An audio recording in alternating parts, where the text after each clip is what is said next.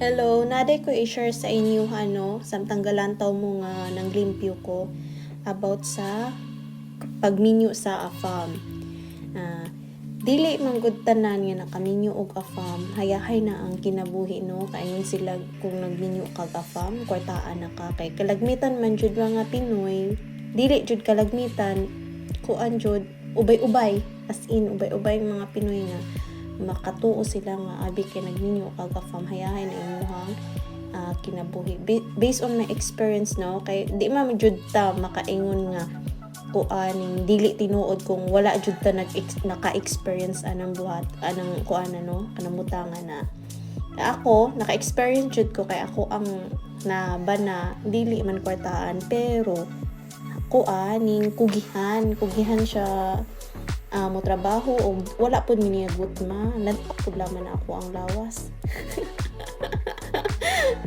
Niwang jud kay ko sa una pag-abot na ako dire nanambok jud pud maayo kay sige nga hab-hab kay pud buyag bitaw maski pag wala mi sige man pud na ay sulod sa amo ang kuan amo ang ref sige man pud ning kuan busog wa man pud migot niya ug usap pa parehas jud na sila Pinoy, parehas na sa atoa nga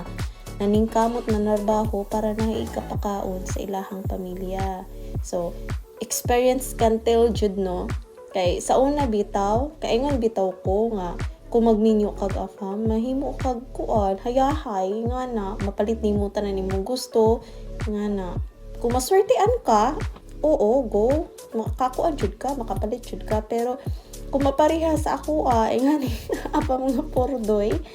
kuan jud asa ning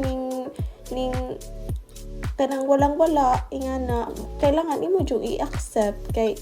kuan man dili man sa ingon nga magminyo kag ako para makahayahay kas imuhang sitwasyon. Syempre ako nagminyo ko sa kuwang afam kay nahigog maman ko nga usapa di ba pud mi magdugay sa ako ang Paris kung dili